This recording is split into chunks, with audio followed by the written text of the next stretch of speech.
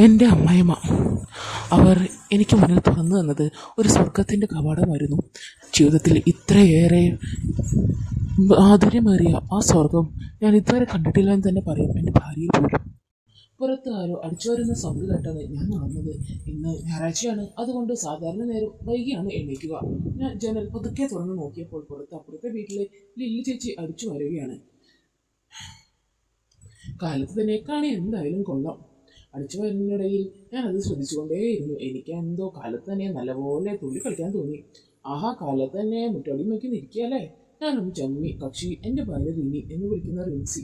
എന്തും തുറന്നു പറയുന്ന കൂട്ടത്തിലാണ്. ഞങ്ങൾക്കിടയിൽ അതിർവനം പോലെ ഇല്ലായിരുന്നു. എന്തും തുറന്ന് സംസാരിക്കും. ഈനാൻ വെച്ചിക്ക് മരപ്പെട്ടി കൂട്ടുന്ന പോലെയാണ് ഞങ്ങൾ. ഞാൻ ബിജോയ്, എനിക്ക് 36 വയസ്സ്. കൃഷിയാണ് മെയിൻ പണി. ഭാര്യ റിനിക്കും അതേ വയസ്സാണ്. ഞങ്ങളുടെ ഒരു പ്രണയ വിവാഹമായിരുന്നു. റിൻസി കാണാൻ നല്ലൊരു പെണ്ണാണ്. നല്ല ശരീരം, നല്ല ഗോതമ്പ് പറഞ്ഞ നിറമാണ് അവൾക്ക്. ഒരു സത്യത്തിൽ പറഞ്ഞാൽ എല്ലാം ഒത്തു വന്ന ഒരു നാടൻ പെണ്ണ്. ഒന്ന് ചൂളി പോയെങ്കിലും ഞാൻ പറഞ്ഞു, ഏയ് ഞാൻ വെറുതെ ഇങ്ങനെ നോക്കി നിന്നേന്നുള്ളൂ. ഇത് കണ്ടറിഞ്ഞൂടെ? ഞാൻ ഒന്ന് ചിരിച്ചു. അതെ, മതി സീൻ പിടിച്ചത്. ലില്ലി ചേച്ചിയുടെ കെട്ടിയവൻ അപ്പുറത്ത് വന്ന് നിന്ന് പല്ല് തേക്കുന്നുണ്ട്. ഞാൻ നിർത്തി. എന്നിട്ട് അവളെ എന്നിലേക്ക് വലിച്ചിട്ടു. ഓഹ് ഡാ, വീട് നാറ് നോക്കി പല്ല് തേച്ചിട്ട് വാ. ഒന്ന് കിടക്കടി പെണ്ണെ. ആ മോനെ നോക്കാൻ നോക്ക്, നേരെ ഒരുപാടായി. അങ്ങനെ എന്നെ ഒരുപാട് കളിയാക്കിയും തമാശ പറഞ്ഞു. അവൾ എഴുന്നേറ്റ് പോയി. ഞാൻ എൻ്റെ പ്രഭാതകർമ്മങ്ങൾ ഒക്കെ കഴിഞ്ഞു റൂമിന് പുറത്തിറങ്ങി. അങ്ങനെ അവൾ എഴുന്നേറ്റ് പോയി. ഞാൻ എൻ്റെ പ്രഭാതകർമ്മങ്ങളൊക്കെ കഴിഞ്ഞ് റൂമിന് പുറത്തിറങ്ങി. വലിയ ചേച്ചിയെ കണ്ടു. ഞാൻ അടുക്കളയിൽ ചെന്നപ്പോൾ അമ്മ അവിടെ നിന്ന് പാത്രം കഴുകുന്നുണ്ട്. അമ്മയല്ല, അമ്മായിയമ്മ. സാരിയാണ് വേഷം. സ്ഥിരമായി സാരിയാണ് വീട്ടിൽ കൊടുക്കുന്നത്. അപ്പൻ നേരത്തെ മരിച്ചതാണ്. അമ്മയ്ക്ക് 55 വയസ്സുണ്ട്. പണ്ട് കാലത്തൊക്കെ പ്രായപൂർത്തിയാവും പിന്നെ കല്യാണം കഴിപ്പിച്ചു. പക്ഷേ പ്രായത്തിൻ്റെ ചുള്ളകളൊന്നും ആ ശരീരത്തിൽ ഇപ്പോഴും വന്നിട്ടേ ഇല്ല. അമ്മയുടെ പേര് ഡെയ്സി. റെനിയുടെ പോലെ തന്നെ അതേ ശരീരവും അതുപോലത്തെ തന്നെയാണ് അമ്മയും. എന്നാൽ എന്നേക്കാൾ കുറച്ച് കൂടുതലാണെങ്കിലും പറയാം. എൻ്റെ അപ്പനും അമ്മയും മരിച്ചു. എൻ്റെ അപ്പനും അമ്മയും മരിച്ചു. അമ്മായിമ്മ ഒറ്റയ്ക്കായതുകൊണ്ട് ഞങ്ങളെല്ലാം എൻ്റെ വീട്ടിലാണ് താമസിക്കുന്നത്. ഞാൻ അമ്മയുടെ അടുത്ത് ചെന്നു. പിറകിൽ നിന്നു. പെട്ടെന്ന് തിരിഞ്ഞതും എന്നെ കണ്ടപ്പോൾ അവളൊന്ന് ഞെട്ടി. ഓ, എന്നെ കണ്ടതും അവളൊന്ന് ചിരിച്ചു. അവൾ അപ്പുറത്തോട്ട് ഒന്ന് മാറി നിൽക്കുന്നുണ്ടേ. അവൾ വെള്ളം കോരാൻ പോയേക്കായി. പിന്നെ എന്താ ഇത്ര ഭംഗി? എന്താ കാലത്ത് തന്നെ ഒരു ഇളക്കം ചെക്ക? പിന്നെ ഇങ്ങനൊക്കെ ഓരോന്ന് കാണിച്ചുകൊണ്ട് നടന്ന പിന്നെ ഇളകാണ്ടിരിക്കും. മനസ്സിലായി. കാലത്ത് അവൾ സമ്മതിച്ചില്ല അല്ലേ?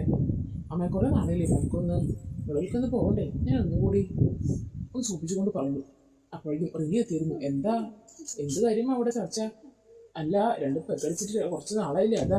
ആ ശരിയാ, എന്നാ ഇന്ന് വാങ്ങിക്കോ, നമുക്ക് ഒരുമിച്ചാകും. അതെന്തായാലും നന്നായി. നാളെ മോള് വരില്ലേ?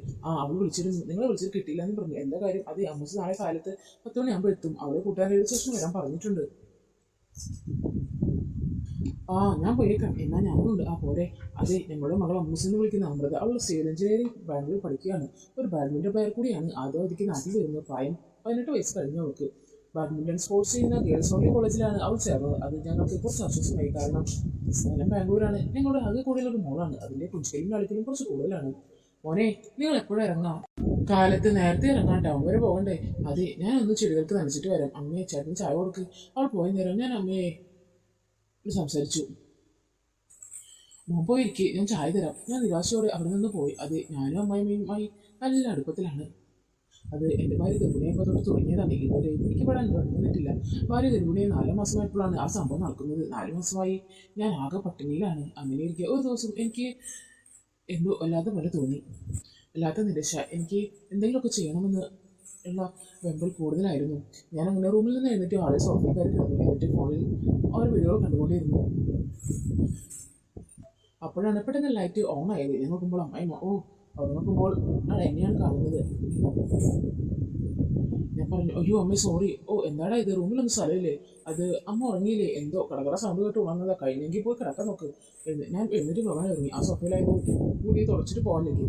ഞാൻ മുണ്ടുകൊണ്ട് അതെല്ലാം തുടച്ച് വേഗം റൂമിൽ പോയി. ആകെ ശങ്കരായി. വേണ്ടായിരുന്നു. കാലത്ത് എഴുന്നേറ്റപ്പോൾ അമ്മയുടെ മുഖത്തൊരു കളച്ചിട്ടുണ്ടായിരുന്നു. ഞാനത് കണ്ട് ആകെ ചമ്മി നാറി. ഭാര്യ പൂർണ്ണമായും റെസ്റ്റിലായിരുന്നു. അതുകൊണ്ട് വീട്ടുജോലിയും പറമ്പിലെ ജോലിയും അമ്മ തന്നെയാണ് ചെയ്യാറ്. അമ്മയുടെ വീട്ടിലെ പറമ്പിൽ നാളികേരിടാൻ 4 മണിക്കാർ വന്നത്. നല്ല വിശാലമായ തെങ്ങിൻതോപ്പാണ്. അമ്മയും അവരോടൊപ്പം കൂടി. സാധാരണ ഞാൻ പോകാറില്ലെങ്കിലും അന്ന് ഞാൻ പോകാൻ തീരുമാനിച്ചു. 4 പേരും തെങ്ങിൽ കയറി നാളികേരം ഇടുമ്പോൾ അത് ഒരുക്കി സ്റ്റോർ റൂമിലിടലാണ് ഞങ്ങളുടെ പണി. അമ്മ കുഞ്ഞ് നാളികേരം എടുക്കുമ്പോൾ എല്ലാവരും ശ്രദ്ധിക്കുന്നുണ്ടായിരുന്നു. നാളികേരം ഇടൽ കഴിഞ്ഞ് അത് പെറുക്കാൻ പണിക്കാരും ഞങ്ങളുടെ കൂടെ കൂടി. 80 ദിവസം തന്നെയാണ് അവർക്കൊന്ന് തോന്നുന്നു. ദർശന സുഖത്തിന് വേണ്ടിയാണ് അവർ വന്നേക്കുന്നതെന്ന് എനിക്കും തോന്നി. ഞാനുള്ളത് അവർക്ക് ഒരു അക്കടി പറ്റിയ പോലെ തോന്നി. അങ്ങനെ നാളികേരമെല്ലാം സ്റ്റോറിലിട്ടു. 3 പേര് പോയപ്പോൾ ശങ്കുൻ എന്ന ചേട്ടൻ ഞങ്ങളുടെ അടുത്ത് വന്നു. ആള് പൈസ വാങ്ങാൻ വന്നതാണ്. അമ്മ വീട്ടിലേക്ക് പൈസ എടുക്കാൻ പോയി. മോൻ മരോനാണല്ലേ? അതെ. പുറത്ത് കാണാറില്ല. ഡേസി കുഞ്ഞ് പറഞ്ഞു ഇനി മോൻ്റെ കൂടെ നിൽക്കാൻ പോവാണെന്ന്. അതെ, ഭാര്യയുടെ പുസ്തകം കഴിഞ്ഞ് ഞാൻ താമസമാകും. അപ്പോൾ ഈ വീട് സ്ഥലവും വിൽക്കുമോ? ഇല്ല, നല്ല പാറ്റ കിട്ടിയാൽ വാടകയ്ക്ക് കൊടുക്കും. പിന്നെ ഇടയ്ക്ക് പറമ്പൊക്കെ വരാലോ. അത് നന്നായി, അല്ലെങ്കിൽ ഈ നാടായി ബന്ധം പറ്റി പോയേനെ. അമ്മയ്ക്ക് ഇഷ്ടമല്ല വിൽക്കാൻ. അപ്പോൾ മോനൻ്റെ നാട്ടിൽ പണി കൃഷി തന്നെ. അവിടെയുണ്ട് ഇതുപോലെ തെങ്ങിൻ തൊപ്പ്, പിന്നെ കവുങ്ങ്, നെല്ലുപാടം, വാഴ, കുരുമുളക് എന്നിവ വേറെയുണ്ട്. ആഹാ, അപ്പം അന്ന് തന്നെ ചോറ് അല്ലേ? ആ, പിന്നെ മോനെ പറമ്പിലൊന്നും കാണാറില്ലല്ലോ. അമ്മയിലെ എല്ലാം ഇത്ര നാൾ നോക്കിയത്. അതുകൊണ്ട് പോകുന്നവർ വരേക്കും ആൾ തന്നെ നോക്കട്ടെ എന്ന് കരുതി. അത് നന്നായി. ആഹാ, രണ്ടുപേരും കൂടി കത്തിരിച്ച് നിൽക്കാല്ലേ. ഞാൻ വിചാരിച്ചു ഉമ്പത്തേക്ക് പൈസ വാങ്ങാൻ വരുന്നു. ശമ്മാവാ, കുറച്ച് നാളികേരം ഒന്ന് പൊതിച്ച് തരുമോ? അയ്യോ പിന്നെ പൊതിക്കാനുള്ള കുറ്റി ഞാൻ എടുത്തില്ല. അയ്യോ, ഒരു കുറ്റി അങ്ങ് വാങ്ങാമല്ലേ? ഇവിടെ എപ്പോഴും ആവശ്യം വരുന്നല്ലേ. ആ കുറ്റി വരണം ഞാൻ ഇന്നലെ കണ്ടതാ. എൻ്റെ മുഖത്ത് അമ്മേൻ്റെ മുഖത്ത് കളിയാക്കിയ പോലെ ഒന്ന് നോക്കി. അത് എടുത്ത് വാ. ആ കുട്ടിയിൽ ഞാൻ തന്നെ പൊതിച്ചോളാം. നല്ലതല്ലേ? അല്ലെങ്കിൽ മുറിച്ച് കൂട്ടണം. കണ്ടിട്ട് ഒറ്റ കുത്തിന് നാളികേരം വരെ പൊട്ടാൻ സാധ്യതയുണ്ട്. എന്നാൽ നോക്കിയും കൊണ്ട് പൊതിച്ചാൽ മതി. അവർക്ക് പൈസ കൊടുത്ത് അവർ പോയി. അല്ല, കുറ്റി എവിടാ? എന്താ നിനക്ക് പൊതിക്കണോ? എന്നാ ഒന്ന് പൊതിച്ചിട്ട് പോവാം. എന്നാ മോനോട് നിൽക്ക്, ഞാൻ കുറ്റി എടുത്തിട്ട് വരാം. അമ്മ കുറ്റിയുമായി വന്നു. എവിടെ വെച്ചാൽ പൊതിക്കുന്നേ? അമ്മ എന്നെ ഒരു കള്ളനോട്ടം നോക്കി. എന്താ എവിടെ വെച്ച് പൊതിക്കാൻ പറ്റില്ലേ? എന്നിട്ട് ഒന്ന് പുഞ്ചിരിച്ചു. ഞാൻ ആകെ കൺഫ്യൂഷനായി. നാളികേരം പൊതിക്കുന്ന കാര്യമാണോ അതോ അമ്മയെ എന്താണ് ഉദ്ദേശിച്ചത് എനിക്ക് മനസ്സിലാവുന്നില്ല. അങ്ങനെ ഞാൻ നാളികേരം പൊതിക്കാൻ തുടങ്ങി. അമ്മയുടെ മുഖത്ത് ആകെ കൊതിപ്പിച്ച് നടന്നു കളഞ്ഞ ഒരു ഭാവമായിരുന്നു. അമ്മ എൻ്റെ കൂടെ നിന്ന് സഹായിച്ചു. കുറച്ച് നാളികേരമെല്ലാം അമ്മ പൊടിച്ച് വെള്ളം കളഞ്ഞു. എൻ്റെ മുന്നിൽ നിന്നാണ് അമ്മ ഇതെല്ലാം ചെയ്തുകൊണ്ടിരുന്നത്.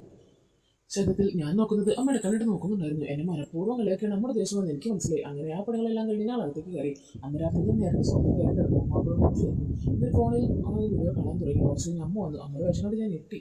കുളി കഴിഞ്ഞ് മുടി തുറത്ത് കണ്ട് കെട്ടിവെച്ച് പുതിയ സാരിയും ബ്ലൗസുമാണ് വന്നിക്കുന്നത്. എൻ്റെ നോട്ടം കണ്ട് അമ്മയുടെ മുഖത്തൊരു പുഞ്ചിലുണ്ടായിരുന്നു. പിന്നെ അമ്മ വന്ന് എൻ്റെ മുന്നിലുള്ള കണ്ണയിൽ മുഖം നോക്കി തലമുടി തുറക്കാൻ തുടങ്ങി. ആ നിമിഷം എൻ്റെ കണ്ണ് അമ്മ തന്നെയായിരുന്നു. അമ്മ ഇടക്കണിട്ട് എന്നെ കണ്ണൽ കൂടി നോക്കുന്നുണ്ടായിരുന്നു. അവൾ ഉറങ്ങിയോ? വേഗം കിടന്നു. അത് ക്ഷീണമുള്ളതുകൊണ്ട് വേഗം ഉറങ്ങി. ഇനി ഉറങ്ങുന്നില്ലേ? കുറച്ച് കഴിഞ്ഞ് ഉറക്കം വരുന്നില്ലേ? ഇല്ല, കുറച്ചേരം കഴിഞ്ഞ് ഉറങ്ങും. അല്ല, ഇനി ഇന്നലത്തെ പോലെ സോഫ നനയ്ക്കാനാണോ പരിപാടി? ഞാൻ വീണ്ടും ഒന്ന് ചമ്മി. അമ്മ ഉറങ്ങാറായിരുന്നു. കുറച്ച് കഴിഞ്ഞ് ഉറങ്ങും. എന്നാൽ ശരി.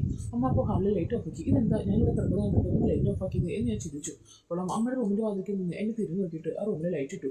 ഒരു പാതി ഉറങ്ങു കിടന്ന വാതിൽ മുഴുവനോടെ തുറന്നിട്ടു. എന്നെ നോക്കി അകത്തേക്ക് പോയി. അതുകൊണ്ട് എൻ്റെ മനസ്സിൽ ഒരു ലെട്ട് പൊട്ടി. ഞാൻ പതിയെ അമ്മയുടെ റൂമിൽ വാതിൽക്ക് ചെന്നപ്പോൾ അമ്മ കണ്ണയുടെ മുന്നിൽ നിൽക്കുകയാണ്.